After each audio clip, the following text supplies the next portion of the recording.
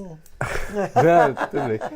Mas para a senhora disse que os Estados Unidos, chegar aqui foi algo que te fez crescer mais na fé. Foi um divisor de águas. Um divisor de águas.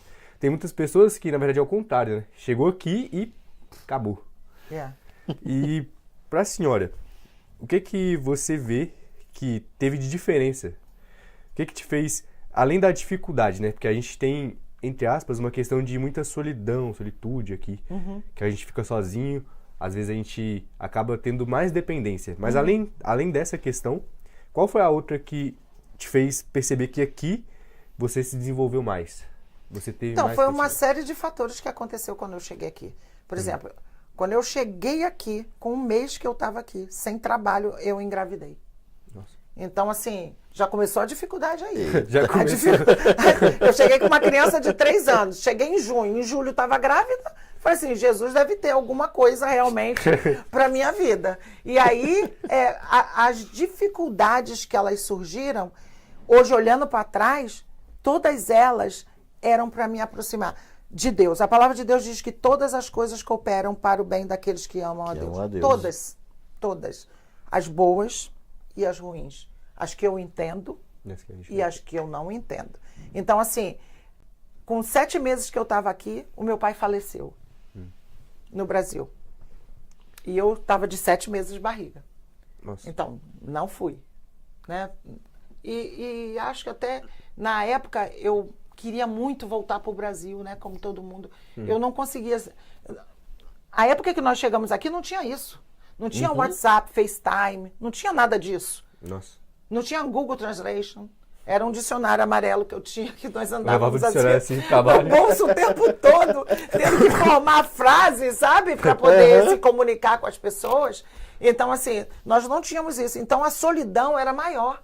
Se eu quisesse ter um contato com a minha família no Brasil, eu tinha que escrever uma carta. 7 dias para chegar lá.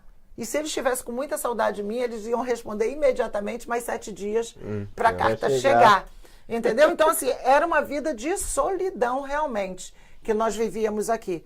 E aí foram os fatos que foram acontecendo, foram me levando a uma dependência total. Eu me lembro que quando eu estava grávida do Matheus, eu não sabia nem para onde era o hospital, não sabia nem como começar um tratamento pré-natal. E aquilo estava me trazendo angústia.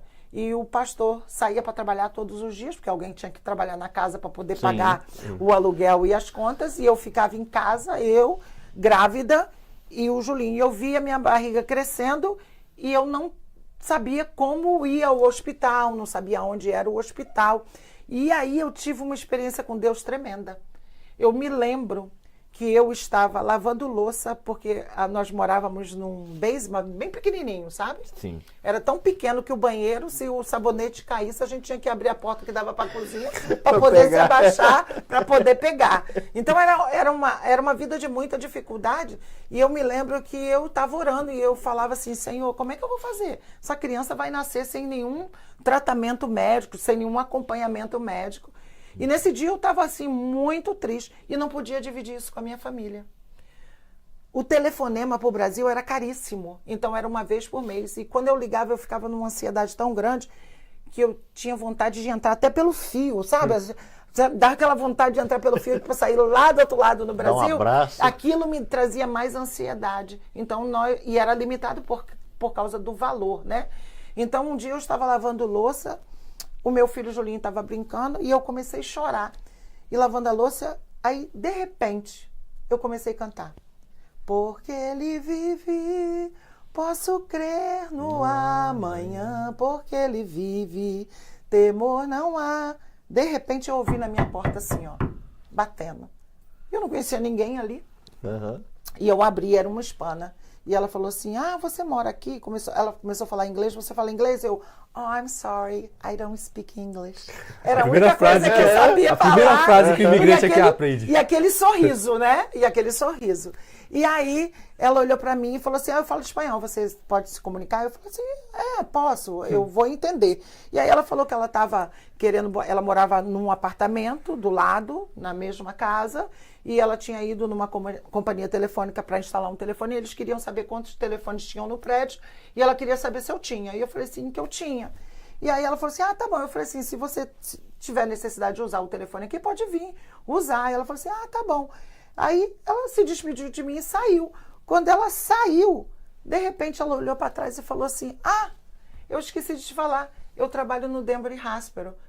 Qualquer coisa que você precisar, você fala comigo. Nossa, naquele momento eu me agarrei com essa moça, mas eu comecei a chorar. E aí contei minha história para ela, ela falou assim, não se preocupa, amanhã nós vamos no hospital, vou te levar, você vai começar a fazer o pré-natal. Então ali começou já uma experiência forte. Eu tinha acabado de cantar. Porque ele vive, posso crer no amanhã. Porque ele vive, temor não há. Porque nós somos cometidos pelo medo em momentos de dificuldade. Sim. E aí, foi indo, a vida foi indo, o nascimento trouxe coisas boas e a gente foi na nossa caminhada. Mas o medo e a solidão, porque quando você mora perto dos seus pais, de parente, qualquer coisa que acontece na sua casa, você tem eles para te dar um suporte. Te ajudar. E eu acho que esse foi o ponto que eu precisava na minha vida para eu mudar a minha forma de pensar, para eu mudar. Eu ainda tenho muitos defeitos, tá? Mas olha, eu já fui pior. Para Deus começar a trabalhar em mim. E às vezes a gente precisa ficar sozinho para a gente enxergar quem a gente é, para a gente enxergar quem Deus é na nossa vida. E ali começou uma caminhada. Sim, às vezes a gente evita muito esses momentos, né, sozinhos, esses momentos de solidão, mas eles são geralmente os momentos que a gente mais entende, a gente mais conversa com Deus, a gente mais busca. E muitas pessoas fogem desses momentos, mas ele é muito importante para uma caminhada de um cristão. O povo foi pro deserto. Foi. Deus tira do Egito e leva pro deserto. Ele podia pegar eles e jogar eles dentro de Canaã logo. Mas tinha uma caminhada ainda. Mas tinha uma caminhada. Por isso que eu te falo que quando eu olho para trás, eu vejo o processo de Deus pro propósito que ele tinha para as nossas vidas. Sim, Deus ele vai moldando o nosso caráter durante a nossa caminhada, né? A senhora falou que a senhora já mudou bastante. Muitas pessoas comentam. O que eu mudei? Porque a mudança... Meu Deus! A mudança ela é aparente. Corta. Muitas pessoas comentam que a senhora mudou bastante mesmo. Porque nós somos seres humanos. Sim, todos nós. Ontem eu estava falando na célula para as mulheres, o problema é que a gente vê defeito nos outros, mas a gente não vê na gente. E a gente precisa começar Nós precisamos começar a falar o verbo no certo. Sabe? Eu tenho defeito, você tem defeito, ele tem defeito, nós temos defeitos. Sim. E a igreja não é um lugar, a convivência na igreja, ela não é um lugar de pessoas perfeitas. Ela é um lugar de pessoas que estão sendo trabalhadas pelo Senhor. Não veio pelos sãos. A boa obra, ele está aperfeiçoando. Sim.